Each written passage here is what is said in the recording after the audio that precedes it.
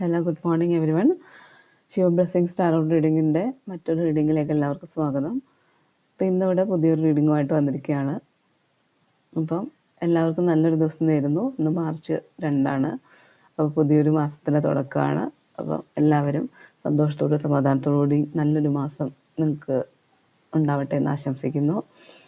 അപ്പം റീഡിങ്ങിലേക്ക് പോകുന്നതിന് മുന്നേ ഡിക്ലൈമർ പറയുകയാണ്, ഇതൊരു ജനറൽ റീഡിംഗ് ആണ്, ടൈംലെസ് ആയിട്ടുള്ള റീഡിംഗ് ആണ്. നിങ്ങൾ എപ്പോൾ ഇത് കാണുന്നു അപ്പോൾ തൊട്ട് നിങ്ങൾക്ക് റെസനേറ്റ് ആവുന്നതാണ് കേട്ടോ. ഓക്കെ, അപ്പോൾ നമുക്ക് റീഡിങ്ങിലേക്ക് പോകാം. ഇപ്പോൾ നമുക്ക് ബോട്ടം വന്നിരിക്കുന്നത് നമ്മുടെ 6 ഓഫ് വാൺസ് ആണ്. അപ്പോൾ അതിൻ്റെ ഒരു അർത്ഥം തന്നെ നിങ്ങൾ ഒരുപാട് കാര്യങ്ങൾ ചെയ്യുന്നുണ്ടാവാം, അതിനൊരു അംഗീകാരം നിങ്ങൾക്ക് ലഭിച്ചിട്ടുണ്ടാവില്ല. അപ്പം അതിനൊക്കെ ഒരു അംഗീകാരം നിങ്ങൾക്ക് ലഭിക്കാൻ പോകുന്നു, അല്ലെങ്കിൽ ലഭിച്ചിട്ടുണ്ട്, ലഭിക്കും എന്നുള്ള ഒരു കാര്യം ഇവിടെ കാണിക്കുന്നുണ്ട്. കാരണം വെച്ചിട്ടുണ്ടെങ്കിൽ എല്ലാവരും നിങ്ങൾ ഒത്തിരി ബുദ്ധിമുട്ടും കഷ്ടപ്പാടും ഒക്കെ നിങ്ങൾ നേരിടുന്നുണ്ടാവാം, അല്ലെങ്കിൽ നിങ്ങൾ ഒരുപാട് കാര്യങ്ങൾ ചെയ്തിട്ടും മറ്റുള്ളവർ നിങ്ങളെ തിരിഞ്ഞു പോലും നോക്കാത്തൊരവസ്ഥ ഉണ്ടാവാം. അത് മാറും, അതിനൊരു അംഗീകാരം നിങ്ങൾക്ക് എന്തായാലും കിട്ടും എന്നുള്ള കാര്യം ഇവിടെ കാണിക്കുന്നുണ്ട് കേട്ടോ. അതാണ് 10 ഓഫ് വാൺസും കാണിക്കുന്നത്. നിങ്ങൾ ഒരുപാട് കാര്യങ്ങൾ നിങ്ങൾ ചെയ്യുന്നുണ്ട്, അല്ലെങ്കിൽ നിങ്ങളുടെ ചുമലിൽ ഒരുപാട് ഭാരങ്ങൾ നിങ്ങൾ ചുമക്കുന്ന ഒരാളാണ്. ഒത്തിരി റെസ്പോൺസിബിലിറ്റീസ് ഏറ്റെടുക്കുന്നുണ്ട്.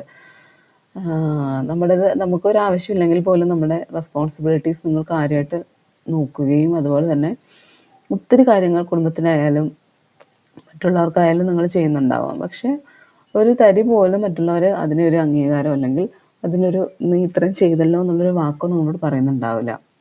അതിന് പക്ഷേ ഒരു അംഗീകാരം നിങ്ങൾക്ക് എന്തായാലും ലഭിക്കും, അല്ലെങ്കിൽ നിങ്ങൾ ചെയ്യുന്നതിൻ്റെ ഒരു ന്യായം അത് ദൈവത്തിൻ്റെ അടുത്തായാലും നിങ്ങൾക്ക് ഉണ്ടാവും എന്നുള്ളൊരു കാര്യമാണ്. നിങ്ങൾ എന്ത് കാര്യമാണെങ്കിലും ഈ ഒരു പറയുന്ന ഈ റെസ്പോൺസിബിലിറ്റീസ് ആയിരിക്കാം, പക്ഷെ നിങ്ങളത് വളരെ ബുദ്ധിപരമായിട്ടും അതുപോലെ തന്നെ ഒരു തീരുമാനം അത്രയും നല്ല രീതിയിൽ എടുക്കുന്ന ഒരാളാണ്. അതാണ് ക്യൂൺ ഓഫ് വാൺസ് പറയുന്നത് കേട്ടോ. ഇവിടെ നിങ്ങൾക്ക് ഒരു മാനസികപരമായിട്ടുള്ള ഒരുപാട് ഇഷ്യൂസ് ഉണ്ടെങ്കിലും നിങ്ങൾക്ക് അതിനിടയിൽ പോലും നിങ്ങളൊരു ബുദ്ധിപരമായ തീരുമാനങ്ങൾ എടുത്ത് അല്ലെങ്കിൽ ന്യായമായിട്ടുള്ള കാര്യങ്ങൾ നിങ്ങളുടെ ജീവിതത്തിലേക്ക് കൊണ്ടുവരാനും അതുപോലെ തന്നെ എന്താണ് ന്യായമായിട്ടുള്ള വിധി അത് നിങ്ങൾക്ക് ചെയ്യാനായിട്ടുള്ള ഒരു നമ്മൾ കെൽപ്പ് എന്നൊക്കെ പറയുന്നില്ല, കെൽപ്പുള്ള ഒരാളാണ്. അതാണ് ക്യൂൻ ഓഫ് വാൺസ് പറയുന്നത്. അപ്പോൾ നിങ്ങൾ എല്ലാം ഒരു വൈകാരികപരമായിട്ടുള്ള ഒരു തീരുമാനം എടുക്കാതെ നിങ്ങളൊരു ബുദ്ധിപരമായിട്ടുള്ള തീരുമാനങ്ങൾ എടുക്കുന്ന ഒരാളാണ് കേട്ടോ. അപ്പോൾ എത്ര വിഷമങ്ങളുണ്ടെങ്കിലും നിങ്ങൾ അങ്ങനത്തെ ഒരാളാണെന്നായിട്ട് കാണിക്കുന്നത്. പിന്നെ അതുപോലെ തന്നെ കിങ് ഓഫ് കപ്പ് വന്നിട്ടുണ്ട്.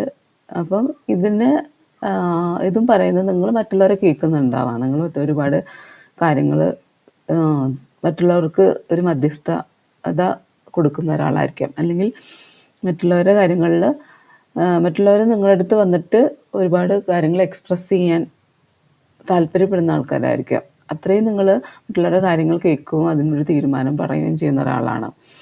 അപ്പം ചിലപ്പോൾ നിങ്ങളൊരു ലീഡർഷിപ്പ് സ്ഥാനത്തിരിക്കുന്ന ഒരാളായിരിക്കും കേട്ടോ. അതുകൊണ്ടായിരിക്കും ഇത്രയും കാർഡ്സൊക്കെ വന്നിട്ടുണ്ടാവുക.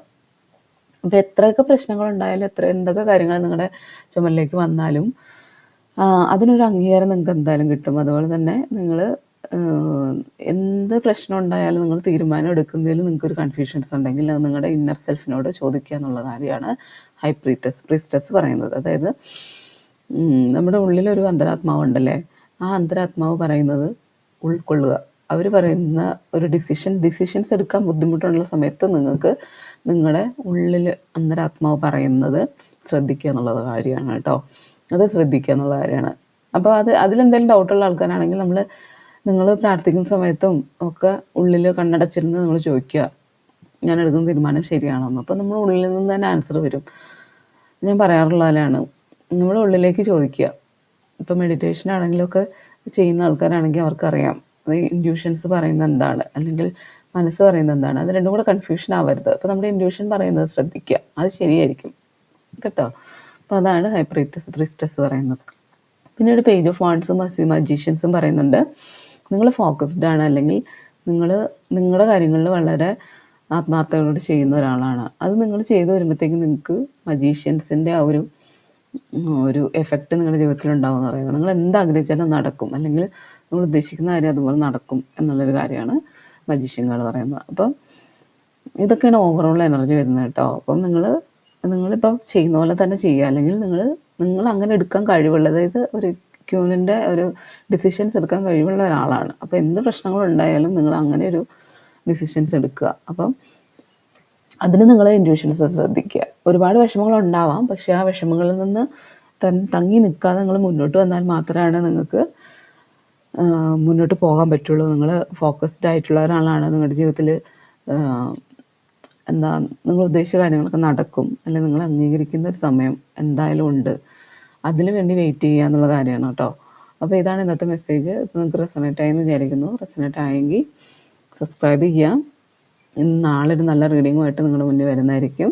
അപ്പം താങ്ക് യു.